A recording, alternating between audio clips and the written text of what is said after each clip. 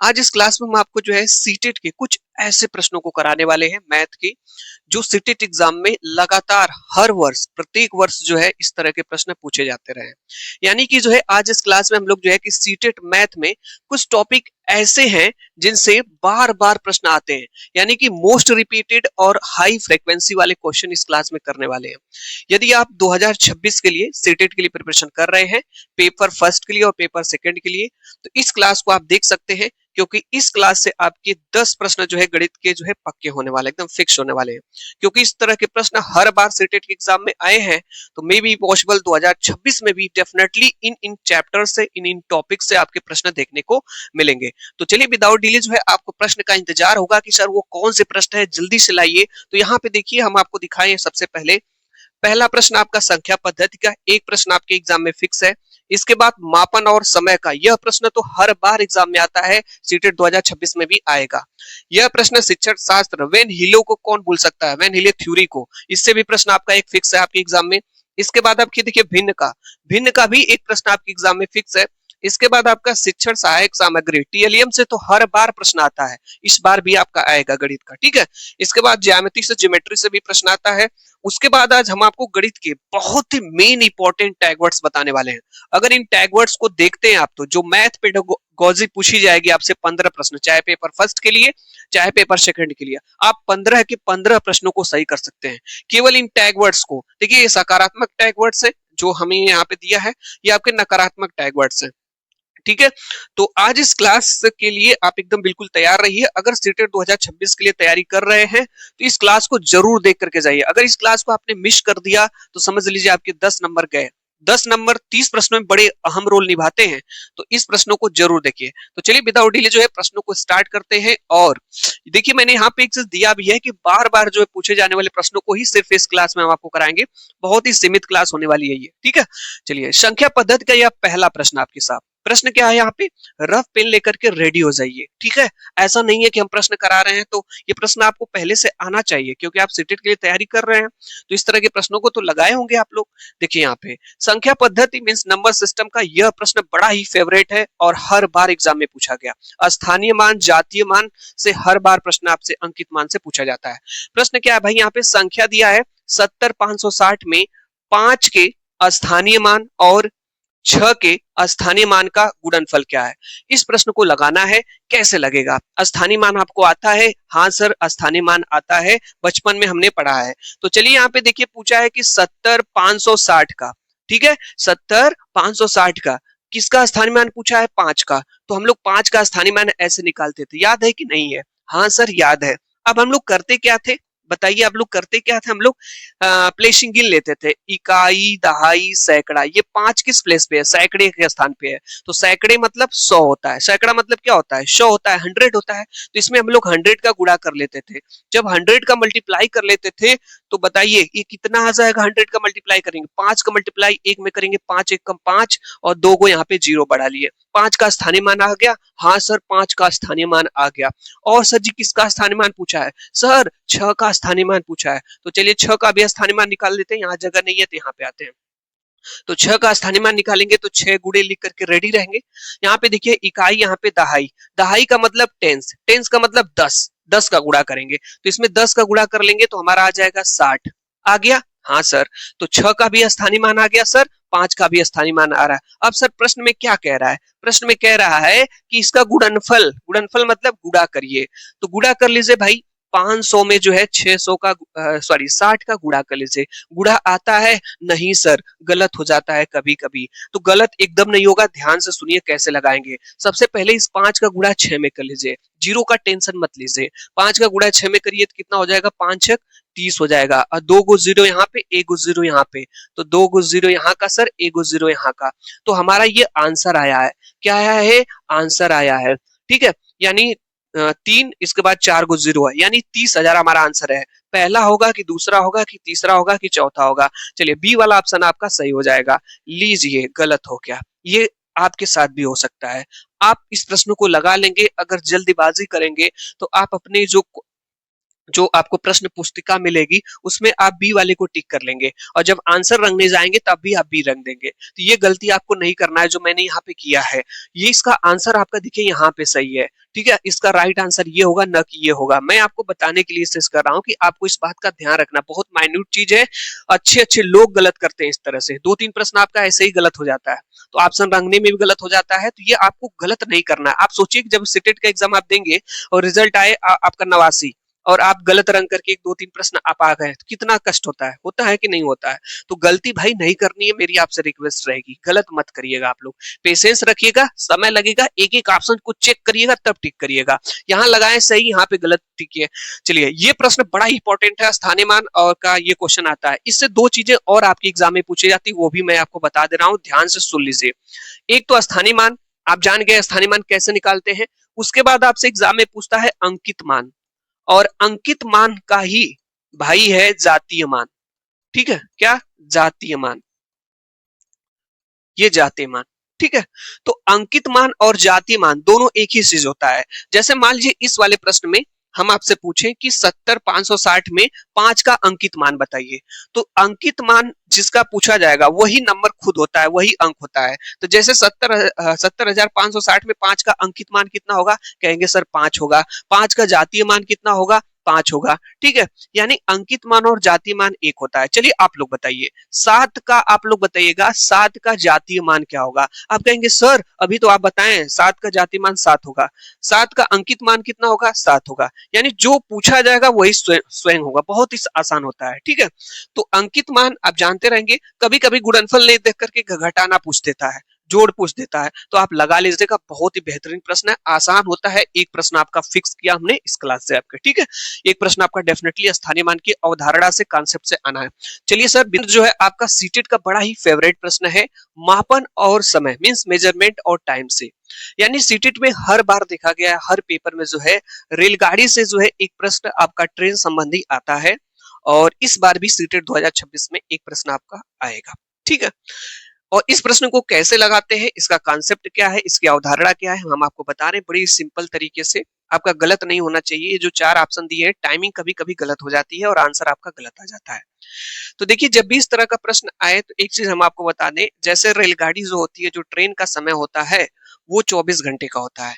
यानी उसकी जो वॉच होती है, जो घड़ी होती है, उसमें आपका 1 से लेकर के 24 बजता है। हम लोग की घड़ी क्या, जैसे 12 बजता है, 12 के बाद 1 हो जाता है, 12 घंटे का। लेकिन जो रेलवे का जो टाइम शेड्यूल होता है वो 24 घंटे का होता है। 12 के बाद 13 बजेगा, 14 बजेगा, 15 बजेगा, 16 बजेगा। ठीक है, इस तरीके से। अब इस प्रश्न को लगाने के लिए एक तरीका आपको मैं बता रहा हूँ, बड़ा ही सिंपल तरीके से आसानी से आप लगा लेंगे। पहले आप ये देखा करिए कि रेलगाड़ी कहाँ से चली है और किस डेट तक आपकी जा रही है। और दूसरी चीज जो आपको दूसरा स्टेप ध्यान देना है वो ये है कि आपको महीने पता होना चाहिए, कौन सा महीना 30 का है, कौन सा महीना 31 का है, कौन सा महीना, आपको ये मंथ पता होना चाहिए। ठीक है, चलिए यहाँ पे प्रश्न पढ़ लेते हैं, और इस प्रश्न को आप लोगों को लगाना है जहां पे भी बैठे हैं, लाइब्रेरी में बैठ करके पढ़ रहे हैं, घर पे बैठ रहे हैं, बैठ करके पढ़ रहे हैं, जैसे भी इस प्रश्न को रफ पेन लेकर के जरूर बैठे रहा करिए। जब भी कोई नया कॉन्सेप्ट मिले उसको लिख लिया करिए, क्योंकि ये इस तरह का प्रश्न आए तो गलत नहीं होना चाहिए। मेरी आपसे रिक्वेस्ट है, इस तरह के प्रश्नों का जरूर आप अभ्यास करके जाइए। और सीटेट 2026 के लिए पेपर देने जा रहे हैं तो इस तरह के प्रश्नों को जरूर देख करके जाइएगा। देखिए, एक रेलगाड़ी जो है पटना से 30 मई 2024 को 23:40 बजे चलती है, और मुंबई 1 जून 2024 को 5:15 बजे पहुंचती है। यात्रा का कुल समय, हमेशा प्रश्न में आपसे कुल समय पूछता है ट्रेन का। तो सबसे पहले आप एक चीज बताइए कि जो हमारी ट्रेन है 30 मई को स्टार्ट हुई है, 30 मई को चली है, इसके बाद उस पहुंची है कब, 1 जून को पहुंची है, तो यहाँ पे आप लोग लिख लीजिएगा 1 जून। हो गया। इसके बाद ध्यान दीजिएगा, 30 मई के बाद डायरेक्ट 1 जून तो आएगा नहीं, बीच में 31 मई तो आएगा कि नहीं। ये मई का महीना 31 का होता है, इसीलिए आपको बताया कि मंथ नेम आपको याद होना चाहिए, ये कौन सा जो है कितने डेज का होता है। आप लोग हमको ये बताइए, जो 23:40 से यहाँ से स्टार्ट हुई है सर, और जब यहाँ पे पहुंची है 1 जून को, जो 1 जून को, तो ये 5:15 पे पहुंची है यहाँ पे। रेलवे का समय कितने का होता है, 24 घंटे का होता है। उसकी घड़ी में जो है 13 14 15 16 17 18 19 20 21 22 23 24 ऐसे बजते हैं। आप लोग हमको ये बताइए कि अभी 30 मई को यहाँ से ट्रेन आपकी स्टार्ट हुई है 23:40 से, स्टार्ट हुई है कि नहीं स्टार्ट हुई है? तो अगर इसमें हम 20 जोड़ दें, 23:40 में अगर 20 जोड़ दो तो ये 24 बजेगा। बजेगा कि नहीं बजेगा? किसमें बजेगा? रेलवे के टाइम में 24 बजेगा कि नहीं बजेगा? तो ये 20 मिनट और चलेगी। अगर 23:40 में से स्टार्ट ही है, 20 मिनट और अगर ट्रेन चलेगी तो 24 बज जाएगा। और तो ये 30 मई को 24 बजेगा। इसके बाद 31 मई को भी इसी तरीके से 24 बजेगा। तब कितना समय हो जाएगा? तब इसके बीच में जो समय वो हो जाएगा, तब वो चल लेगी कितने घंटे? 24 घंटे चल लेगी। 24 घंटे। और 20 मिनट यहाँ पे चली है। ध्यान से देखते रहिएगा। 23:40 पे ट्रेन स्टार्ट हुई है। अब उसके आगे जाना है, पीछे मत सोचिए, आप आगे चलिए आप जो है। तो 23:40 पे स्टार्ट हुई है, तो 20 मिनट अगर ट्रेन और चलेगी तो ट्रेन पे समय कितना हो जाएगा? 24 बज जाएगा। और 24 बजे 30 मई हो जाएगा। उसके बाद 31 मई को जो है 24 बजे जब होगा तो ये कितना घंटे चल लेगी तब तक? 24 घंटे। तो 24 घंटे ये चल ली, 20 मिनट आपका ये चल ली। अब ध्यान से समझिएगा। अब जैसे ही घड़ी में ट्रेन के 24 बजेगा, उसके बाद 1 से स्टार्ट हो जाएगा। ऐसा थोड़ी ना 25 होगा, हमने बताया ना 24 तक लास्ट होता है, उसके बाद 1 से स्टार्ट हो जाएगा। तो ये 31 मई को जो है कि 24 बज गया, उसके बाद 1 स्टार्ट होगा। जो 1 स्टार्ट होगा तब वो उसकी एंट्री हो जाएगी 1 जोन में। ठीक है, तो 1 से फिर 1 चलेगा, फिर 2 3 4 5। तो यहाँ पे दिया है 5:15 तक। तो यानी यहाँ पे आपका जो है क्या दिया है? 5:15 तक। तो यहाँ पे भी जो ट्रेन है 5 घंटा 15 मिनट और चल लेगी, तभी ना। 24 बज गया, फिर 1 बजेगा, 2 बजेगा, 3 बजेगा, 4 बजेगा, 5 बजेगा, तभी ना 5:15 होगा। तो इतना घंटा और चल लेगी, तब ये यहाँ पे पहुंच जाएगी यहाँ पे। तो कितना चली? ध्यान से देखिएगा। 20 मिनट यहाँ पे चली, 24 घंटा यहाँ पे चली, 5 घंटा 15 मिनट यहाँ पे चली। तो हमारा जो समय है उसको आप लोग जोड़ लीजिए। ठीक है, उसको हम लोग जोड़ लेते हैं। सर 20 मिनट यहाँ पे हो गया, ये मिनट है, याद रखिएगा 20 मिनट। ये 24 घंटा है, और यहाँ पे है आपका जो है 5 घंटा 15 मिनट। तो घंटे को घंटे में जोड़ लीजिए, मिनट को मिनट में जोड़ लीजिए। तो ये 24 घंटा और 5 घंटा मिल करके 29 घंटा हो गए, हो जाएगा। और 20 मिनट ये, 15 मिनट ये, तो ये आपका हो जाएगा 29 घंटा 15 मिनट। ठीक है, तो यानी कि 29 घंटा 15 मिनट, सॉरी यहाँ पे एक मिस्टेक हो गई जोड़ने में। यहाँ पे देखिएगा 15 मिनट यहाँ का और 20 मिनट यहाँ का, तो 35 मिनट हो जाएगा ना। तो 29 घंटा आपका 35 मिनट। तो किसी ऑप्शन में है, यहाँ पे देखिए दिया है 29 घंटा 35 मिनट। अब आप कहेंगे सर गलत हो सकता है। हाँ हो सकता है, देखिए कितना क्लोजेस्ट ऑप्शन दिया है। 28 घंटा 30 घंटा 31 घंटा, सब में 35 मिनट 15 मिनट। यहाँ पे देखिए इतना क्लोजेस्ट देता है कि यह प्रश्न गलत होने की पॉसिबिलिटी बढ़ जाती है। इसीलिए बड़ा सतर्कता से एक बार लगाने के बाद दोबारा भी थोड़ा सा चेक कर लीजिएगा कि मेरा प्रश्न सही है कि नहीं। और ऑप्शन टिक करते समय हमेशा इस पे उंगली रखा रहा करिए, एक बार इसको चेक कर लिया करिए कि मेरा गलत नहीं है। मेरी आपसे बार बार रिक्वेस्ट रही अपनी इस क्लास के माध्यम से, चीजों को आप फेस करेंगे, वहां पे कोई नहीं आपको बताएगा। इन सब चीजों के आपके 4 से 5 क्वेश्चन बस रंगने में गलत हो जाते हैं, टिक करने में गलत हो जाते हैं, तो बड़ा कष्ट होता है जब आप एग्जाम हॉल से बाहर निकलते हैं, अपनी आंसर की मिलाते हैं तो। ठीक है, तो आप अभी से इस तरह की चीजों का प्रैक्टिस करिए, और ताकि आपसे गलती ना हो। और अगर मेरे इस क्लास को देख रहे हैं तो जरूर आप सतर्कता रखेंगे, ध्यान रखेंगे, प्रिकॉशन रखेंगे। चलिए यहाँ पे अगला प्रश्न है और बड़ा ही इंपॉर्टेंट है, और वेन हिले से एक प्रश्न आपका पूछा जाता है। ठीक है, ये जो है शिक्षण शास्त्र है, वेन हिले थ्योरी। ठीक है, चलिए ये प्रश्न क्या है, ध्यान से समझिएगा आप लोग जो है। और ये इनको एग्जाम में बड़ा सेटेड का फेवरेट ये मैथमेटिशियंस हैं, इनसे प्रश्न पूछ ही लिया जाता है। प्रश्न यहाँ पे देखिए दिया क्या है, पढ़ते हैं यहाँ पे भाई प्रश्न को।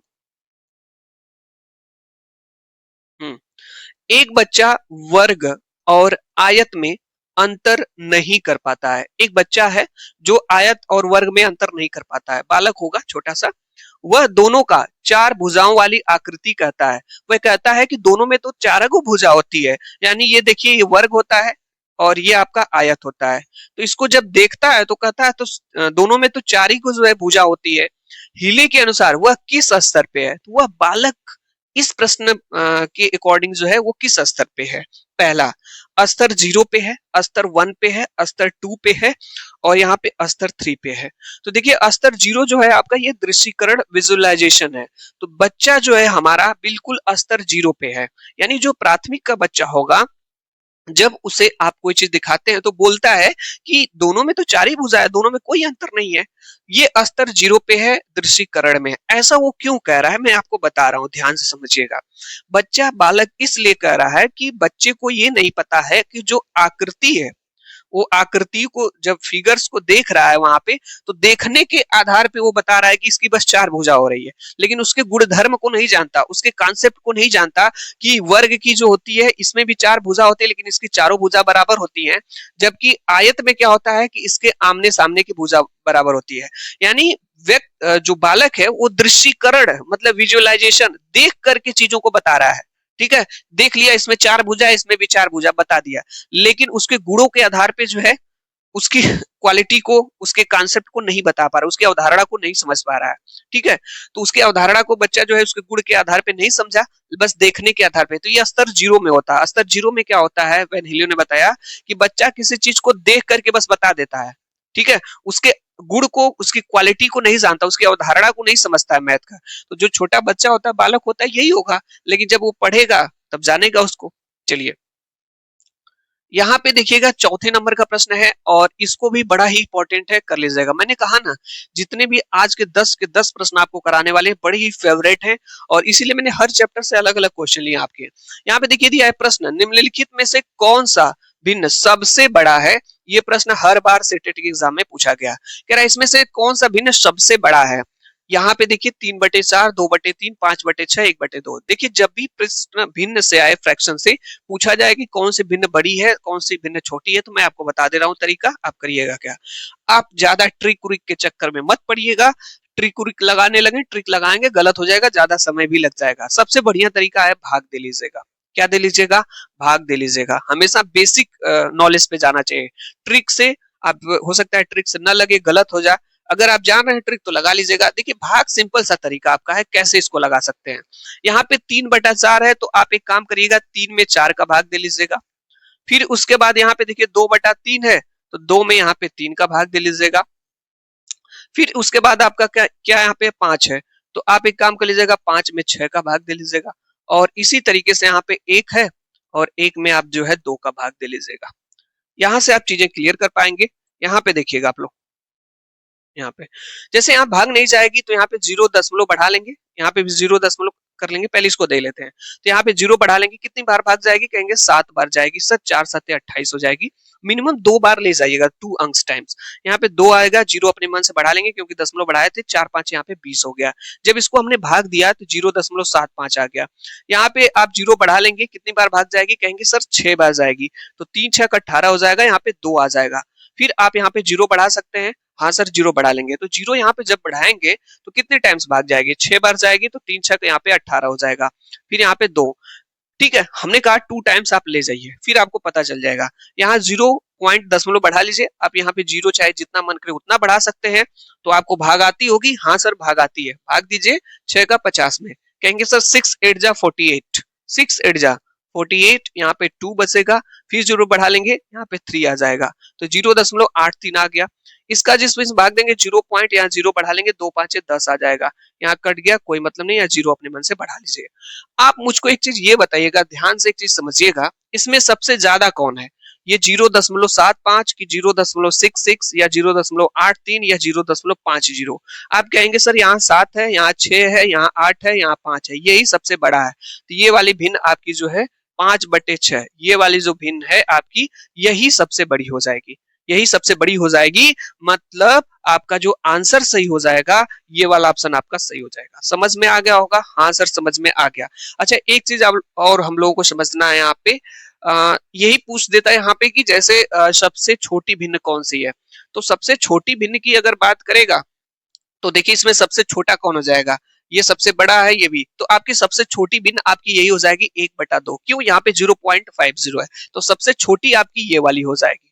ठीक है, तो भिन्न से एक सवाल आपका फिक्स है। ठीक है, ऐसा नहीं मैं कह रहा हूं कि सभी प्रश्न आपकी बहुत ज्यादा कठिन कठिन भी आते हैं भाई, मॉडरेट इजी भी आते हैं, और ऐसा नहीं है। प्रश्न का बस अभ्यास करिए, और उस तरह के, अगर इस तरह के प्रश्नों को आपको लगा के जाते हैं तो डेफिनेटली आपके 1-2 प्रश्न आपके भिन्न से डेफिनेटली आपके आने हैं। ठीक है, चलिए भिन्न का कॉन्सेप्ट समझ में आ गया होगा। यहाँ पे देखिएगा 5वें नंबर का क्वेश्चन है, शिक्षण सहायक सामग्री जो टीएलएम होता है। क्या होता है? टीएलएम होता है, जिसे हिंदी में शिक्षण सहायक सामग्री कहते हैं। प्रश्न है, अबेकस का प्रयोग प्राथमिक कक्षाओं में किस शिक्षण के लिए प्रभावी नहीं होता है? नहीं वाले प्रश्नों को ध्यान से पढ़ना है, गलत नहीं होना चाहिए। यहाँ पे पूछा है अबेकस, टीएलएम से भाई एक प्रश्न फिक्स है आपके एग्जाम में है। क्या पूछता है यहाँ पे है कि अबेकस का प्रयोग प्राथमिक कक्षाओं में किस शिक्षण के लिए जो है प्रयोग प्रभावी नहीं होता है। यानी जो टीएलएम का प्रयोग जो है अब प्रभावी नहीं होता। पहला ऑप्शन, दूसरा है, तीसरा है, चौथा। पढ़ लेते हैं। गिनती सिखाने के लिए, दूसरा है स्थानीय मान की महत्ता समझने के लिए, सी वाला है शब्दों में संख्या लिखने के लिए, और चौथा है त्रुटिहीन गणना के लिए। ठीक है, तो आप लोग ये बताइएगा कि जो टीएलएम का प्रयोग है, टीएलएम का प्रयोग करके ये एक शिक्षण सहायक सामग्री है, जिससे बच्चों को बड़ी ही आसानी तरीके से जो है सिखाया जा सकता है, पढ़ाया जा सकता है इन सामग्रियों का प्रयोग करके। तो ये जो है कि किस चीज के लिए प्रभावी नहीं है, तो इसका सही आंसर आपका हो जाएगा, right answer option number C हो जाएगा। शब्दों में संख्या लिखने के लिए जो है ये प्रभावी नहीं है। अब आप कहेंगे सर टीएलएम का प्रयोग तब कहाँ पे किया जाता है बच्चों को पढ़ाने के लिए, सिखाने के लिए? क्योंकि ये आप बता रहे हैं सर ये एक शिक्षण सहायक सामग्री है जो पढ़ाने में शिक्षकों को हेल्प करती है, सहायता करती है। ठीक है, तो हम आपको बता दें, एक चीज याद रखिएगा, टीएलएम जो होता है का प्रयोग जो है गणना करने के लिए, बच्चों को गणना मतलब गिनने के लिए किसी चीज का प्रयोग करने के लिए, या स्थानीय मान, ये दो चीज आप याद रखिएगा। स्थानीय मान की अवधारणा सिखाने के लिए, इकाई, दहाई, सैकड़ा, हजार, इस तरीके से, वंस, टेंस, हंड्रेड, थाउजेंड। उसके बाद गिनने के लिए, गिनती उनती सिखाने के लिए जो है यह जो है टीएलएम का प्रयोग किया जाता है। यह एक प्रकार का मटेरियल होता है, सामग्री होता है, जिसके माध्यम से बच्चे बड़े आसानी से खेल खेल विधि में रुचि लेकर के सीख जाते हैं जो है। तो याद रखना क्या है, टीएलएम का प्रयोग जो है गणना करने के लिए, मतलब गिनती सिखाने के लिए, पहली बात। दूसरी चीज है स्थानीय मान की अवधारणा सिखाने के लिए जो है टीएलएम का जो है प्रयोग शिक्षण सहायक सामग्री में किया जाता है। ठीक है, तो यहाँ पे देखिए गिनती सिखाने के लिए, तो यहाँ पे तो खुद दिया था गिनती सिखाने के लिए, मतलब ये सही होगा। यहाँ पे देखिए स्थानीय मान की अवधारणा, तो ये भी सही होगा, ये वाला भी ऑप्शन ये भी है। इसके बाद त्रुटिहीन गणना, गणना के लिए तो ये भी सही है, मतलब सी वाला नहीं सही है। तो जहां पे गणना आ जाएगा, गिनती आ जाएगा या स्थानीय मान, वहां पे टीएलएम का प्रयोग किया जाता है। समझ में आ गया होगा? हाँ सर समझ में आ गया। अच्छा एक चीज ये बताइए आप लोग, टीएलएम का फुल फॉर्म क्या होता है? कई बार एग्जाम में पूछा गया है, कमेंट्स बॉक्स में बताइएगा आप लोग टीएलएम का फुल फॉर्म क्या, हम आपसे पूछ रहे हैं। चलिए नेक्स्ट क्वेश्चन पे चलते हैं, ये आपका अंतिम प्रश्न है, इसके बाद आपको टैग वर्ड्स बता देते हैं, क्लास हमारी फिनिश हो जाएगी। ठीक है, बहुत ही बेहतरीन क्लास थी। इस क्लास से आप जो है 30 प्रश्नों में आपके 10 नंबर आप लेकर के जा रहे हैं। और जिन लोगों ने स्टेटेड 2026 से पहले ये क्लास नहीं देखी भाई, तो ये सोच लीजिए बड़ी ही इंपॉर्टेंट क्लास है, आपके 10 नंबर यहाँ से आप फिक्स करके ले जा रहे हैं अपना। और इस तरह के कॉन्सेप्ट पे देखिएगा एग्जाम में आपके क्वेश्चन आना तय है। ठीक है, चलिए। अच्छा ये वाला जो प्रश्न आपको मैं बता रहा हूँ, ये वाला प्रश्न यहाँ कहाँ गया, ज्यामिति का। ये जो प्रश्न है स्पेशली, ये जो प्रश्न है ये पेपर 2 के लिए है। पेपर फर्स्ट में भी कभी कभी आ जाता है, लेकिन देखने को नहीं मिला है। पेपर फर्स्ट में भी आता है और पेपर सेकंड में भी ये प्रश्न आता है। ज्योमेट्री का बड़ा ही फेवरेट प्रश्न है और कई बार एग्जामों में आया हुआ ये प्रश्न, और मुझे याद नहीं आ रहा है ये आपको किसी न किसी पेपर का ये प्रश्न है। कह रहे हैं कि प्रश्न, एक वर्ग का परिमाप 20 सेंटीमीटर है, एक आयत की चौड़ाई चौड़ाई इस वर्ग की चौड़ाई के बराबर है और इसकी लंबाई इसकी चौड़ाई की दोगुनी है, आयत का क्षेत्रफल बताइए। अब आपको क्या लगा, प्रश्न पढ़े समझ में आया? तो एक बार में प्रश्न समझ में आता नहीं है और आप सोचते हैं प्रश्न को पढ़ करके हम नहीं लगा पाएंगे। आप ही लगाएंगे, आप ही, आप क्लास देख रहे हैं ना, आप ही प्रश्न को लगाएंगे। ऐसा नहीं है कि आप नहीं लगाएंगे, आपको लगाना पड़ेगा ये प्रश्न। छोड़ करके किसी भी प्रश्न को नहीं आना है, जान लीजिएगा आप लोग। ठीक है, माइनस मार्किंग तो है नहीं। यहाँ पे देखिए दिया है, दो चीजों के बारे में बात किया है। पहले एक चीज समझ लीजिए, प्रश्न एक गणित की, अगर आप गणित में अच्छा स्कोर करना चाहते हैं तो एक चीज मैं आपको बता दूं, पहले किसी भी गणित का कोई भी प्रश्न हो, एक चीज सीख लीजिए आप लोग। पहले देखिए कि प्रश्न में क्या दिया गया है और क्या पूछ रहा है। अगर इतना जान लिए तो आधा प्रश्न लग गया, 50% क्वेश्चन आपने लगा लिया। ठीक है, प्रश्न में क्या दिया गया है, क्या फाइंड आउट करना है, क्या निकालना है। तो देखिए यही तरीका मैं भी अपना रहा हूं। यहाँ पे हमसे पूछा क्या गया है, हमसे क्या यहाँ पे फाइंड आउट करना है, आयत का क्षेत्रफल पूछा है कि नहीं पूछा है। तो पहले इसको लिख लीजिए, आयत का क्षेत्रफल, आयत का क्षेत्रफल। क्या आपको पता है आयत का क्षेत्रफल क्या होता है? फार्मूला पता है? नहीं पता है तो कोई बात नहीं, आज जान लीजिए। आयत का क्षेत्रफल का फार्मूला होता है लंबाई गुणे चौड़ाई, ये फार्मूला है। यानी कहीं से हमको लंबाई मिल जाती सर, चौड़ाई मिल जाती, तो हमें आयत का क्षेत्रफल मिल जाता। मिलता कि नहीं? लेकिन सर हमें लंबाई चौड़ाई पता नहीं है, अच्छा देख ले सर, कहीं मिल रहा है क्या प्रश्न में? एक वर्ग का परिमाप 20 सेंटीमीटर है, एक आयत की चौड़ाई इस वर्ग की चौड़ाई के बराबर है, इसकी लंबाई इसकी चौड़ाई की दोगुनी है। हाँ सर, बस लंबाई चौड़ाई दुगनी 3 गुना यही सब कर रहा है, परिमाप बता रहा है, कुछ भी नहीं सर दिया है। हम लोग सर क्या करें? क्या कुछ नहीं करना है। लंबाई कहीं से चाहिए आपको, चौड़ाई चाहिए, तो ये तो आपको पूछा गया, क्या निकालना है, फाइंड आउट करना। आप देखिए प्रश्न में क्या दिया गया है, उसी से आपकी लंबाई और चौड़ाई मिलेगी। यहाँ पे ये कह रहा है कि एक वर्ग, तो यहाँ पे देखिए एक वर्ग बनाते हैं, ये आपका वर्ग है। वर्ग में क्या होता है, चारों भुजा बराबर होती है। ठीक है, इतना जान गए, ये हमारा वर्ग है। इसके बाद कह रहा है इसका परिमाप, तो वर्ग का जो परिमाप है दिया है, वर्ग का जो परिमाप है ये दिया है 20, दिया है। वर्ग का परिमाप कितना दिया है, 20 दिया है। लेकिन ये प्रश्न कह रहा है कि वर्ग का परिमाप 20 होता है, लेकिन आपको पता होना चाहिए कि वर्ग के परिमाप का फार्मूला क्या होता है। पता है? बताइए पता है कि नहीं है वर्ग के परिमाप का फार्मूला? हाँ सर पता है। वर्ग के परिमाप का फार्मूला जो होता है ये होता है 4a। क्या होता है? 4a, 4 इंटू भुजा होती है। क्या होती है? 4 इंटू भुजा होती है, इसके परिमाप का फार्मूला होता है वर्ग के। नहीं याद है तो जान लीजिए। तो ये प्रश्न ने कहा कि परिमाप 20 है, और आप कह रहे हैं नहीं सर मुझे पता है 4 इंटू भुजा होती है, तो इसके जगह ये लिख सकते हैं, बराबर यहाँ पे क्या हो जाएगा, 20 हो जाएगा। अब ध्यान से समझिएगा, ये इधर गुड़े में है तो 4 उधर भागे में जाएगा, तो यहाँ पे a बराबर हो जाएगा 20/4, कैंसिल हो जाएगा, बराबर 5। यानी इसकी जो साइड्स है वो 5 आ गई। कितना आ गई? 5 आ गई। तो आपको पता है सभी साइड्स बराबर होती है, तो ये भी 5, ये भी 5, ये भी 5, ये भी 5, सब 5 होंगे। हाँ सर 5 हो जाएंगे। समझ में आ गया होगा? हाँ सर। अब यहां से हमको साइड्स मिल गई। अब आगे पढ़ते हैं। कह रहा है कि एक आयत की चौड़ाई, यहाँ पे देखिए एक आयत है, आयत आपका है, आयत की ये क्या है, लंबाई होती है, ये क्या होती है, चौड़ाई होती है। चौड़ाई को 20 से डिनोट करते हैं। तो कह रहा है आयत की चौड़ाई, तो ये आयत की जो है चौड़ाई लिख लेते हैं भाई, आयत की चौड़ाई, आयत की चौड़ाई। हाँ बोलिए क्या कह रहे हो आप? आयत की चौड़ाई, हाँ लिख लिए। और कुछ कह रहे हैं आप? हाँ सर यहाँ पे देखिए दिया है इस वर्ग की चौड़ाई के बराबर है। ये आयत की जो चौड़ाई है ना, इस वर्ग की, ये वर्ग की चौड़ाई के बराबर है। तो इस वर्ग की चौड़ाई क्या है, सब तो 5 ही है ना, तो वर्ग की चौड़ाई के बराबर है। लिख लेता हूं वर्ग की चौड़ाई के बराबर, चौड़ाई के बराबर है। आपको ये सब लिखना नहीं है, बस आपको समझाने के लिए हम आपको बता रहे हैं, बराबर है। तो बताइए आयत की जो चौड़ाई है वर्ग की चौड़ाई के बराबर है, ये प्रश्न ने कहा। ठीक है, तो यहाँ पे एक चीज दिया है, वर्ग का जो चौड़ाई है, यहाँ पे चौड़ाई ये 5 है, तो मतलब ये जो है आपका जो है आयत की भी चौड़ाई कितनी हो जाएगी, 5 हो जाएगी कि नहीं हो जाएगी? हाँ सर हो जाएगी।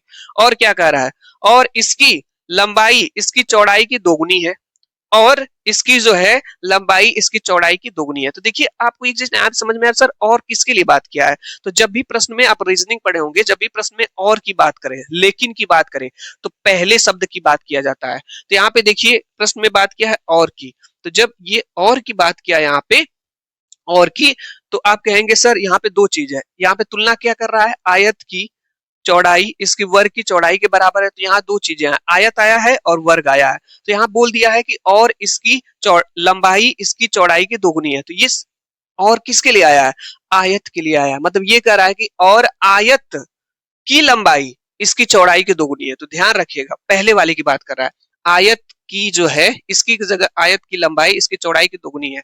तो आयत की लंबाई क्या होती है, एल, और चौड़ाई की दोगुनी है, तो चौड़ाई कितना है, 5 गुणे 2 कर देंगे, तो यहाँ से आ जाएगा 10। तो आयत की लंबाई 10, चौड़ाई 5, यही दो चीजें चाहिए थी, इसमें रख लेते हैं। तो लंबाई 10 और चौड़ाई 5 बराबर हो जाएगा 50 सेंटीमीटर स्क्वायर। ये 50 सेंटीमीटर स्क्वायर यहाँ पे देखिए दिया है, ऑप्शन बी करेक्ट हो जाएगा। ये बस हम आपको समझाने के लिए बताए हैं प्रश्न कैसे लगाना है। ये समय हमारा हमको लग रहा है, लेकिन आपको कॉन्सेप्ट सीखना है और आप स्पीड बढ़ जाएगी। ठीक है, आपको ये सब चीजें लिखना नहीं है, बस प्रश्न पढ़ना है। पहले एक चीज कर लिया करिए, प्रश्न में क्या फाइंड आउट करना है, क्या दिया है। अगर आपको लंबाई चौड़ाई चाहिए तो यही जो प्रश्न आप सॉल्व करेंगे इसमें से आपको मिल जाएगी लंबाई चौड़ाई, प्रश्न आप लगा लेंगे। ये सब लिखना उखना उतना नहीं पड़ेगा, बस आप छोटे छोटे अक्षरों में लिख करके आप प्रश्न पेपर पे ही सॉल्व करके अपना आंसर दे सकते हैं। ठीक है, चलिए तो इसका आंसर हो जाएगा। अब सीधे चलते हैं टैग वर्ड्स पे, जो बड़े ही इंपॉर्टेंट है, जो ये केवल मैथ जो है मैथमेटिकल पेडागोजी के जो है टैग वर्ड्स है आपके। यहाँ पे देखिएगा कि परीक्षा के लिए टैग वर्ड्स शॉर्टकट ट्रिक जो है सकारात्मक शब्द, सही उत्तर की पहचान। अगर ये सभी शब्द, अगर मैथ पेडागोजी को सॉल्व कर रहे हैं, 15 प्रश्न आपके आते हैं, अगर ये सभी शब्दों का ध्यान रख करके आपको ऑप्शन नहीं पता है तो उत्तर आप टिक कर लीजिएगा, आपकी गारंटी सही हो सकते हैं ऑप्शन। ठीक है, चलिए, अगर कहीं पे सकारात्मक शब्द सही उत्तर की पहचान है तो सबसे पहले आपको 4 ऑप्शन दिए जाते हैं। उन चारों ऑप्शंस में से हमेशा आपको, मैं हर बार अपनी इस क्लास में कहता हूं, सकारात्मक प्रश्न ही सिलेक्ट करने हैं, सकारात्मक प्रश्न। ठीक है, सकारात्मक आंसर आपके। ठीक है, अगर किसी ऑप्शन में आपके तार्किक चिंतन, लॉजिकल थिंकिंग, अगर बच्चा कोई तर्क वितर्क कर रहा है, ठीक है, मैथ में ये बड़ा ही फेवरेट है, आए तो ऑप्शन आपका सही होगा। गणितीयकरण की बात किया जाए, मैथमेटिजाइजेशन की बात किया जाए तो ये भी सही होगा।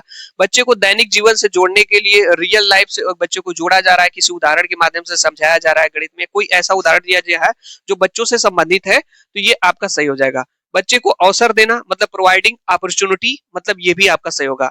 तो बच्चों को ज्यादा से ज्यादा अवसर देना ही चाहिए। तो ये 4-5 वर्ड है, बस याद कर लीजिए। क्या? तार्किक चिंतन, गणितीयकरण, दैनिक जीवन से बच्चों को जोड़ना, अवसर देना। याद हो जाएगा कि नहीं हो जाएगा? ये किसी ऑप्शन में मैं श्योरली बता रहा हूं, 2 से 3 प्रश्न इसी पे आपके सही हो जाएंगे, आएंगे आपके एग्जाम में और आपके सही हो जाएंगे। ठीक है, डेफिनेटली आपके एग्जाम में आएंगे इस तरह के प्रश्न। इसके बाद ये नेगेटिव टैग वर्ड्स है, अगर ये सभी कहीं पे दिखे तो ये आपके गलत उत्तर की पहचान होगी और उत्तर आपका गलत होगा। ठीक है, जैसे कहीं पे बच्चे को रटाया जा रहा है, रोटेट लर्निंग कराया जा रहा है, रटना दिया हुआ ऑप्शन में। ठीक है, रटना, रट्टा मार रहा हो बच्चा, याद करना, रटना या याद करना किसी ऑप्शन में लिखा हो तो ये ऑप्शन आपका गलत होगा। उसी तरीके से केवल सूत्र याद करना, केवल ऑप्शन में है तो भी आपका गलत होगा। उच्च ग्रेड या अंक, हाई ग्रेड्स या मार्क्स द्वारा बच्चे को पुरस्कृत सम्मानित किया जा रहा है तो भी आपका गलत होगा। और सीमित करना, लिमिटेड, ये भी आपका गलत होगा। तो ये आपके रटना हो गया, केवल सूत्र याद करना, उच्च ग्रेड या अंक हो गया, सीमित करना, ये किसी ऑप्शन में है तो ये सभी टैग वर्ड्स आपके निगेटिव है, जनरली वो ऑप्शन आपका गलत हो जाएगा। ठीक है, लेकिन लास्ट में एक पॉइंट और बता दूं, अगर प्रश्न आपका पॉजिटिव पूछा है तो ऑप्शन आपके पॉजिटिव आपको आंसर देना है। ऐसा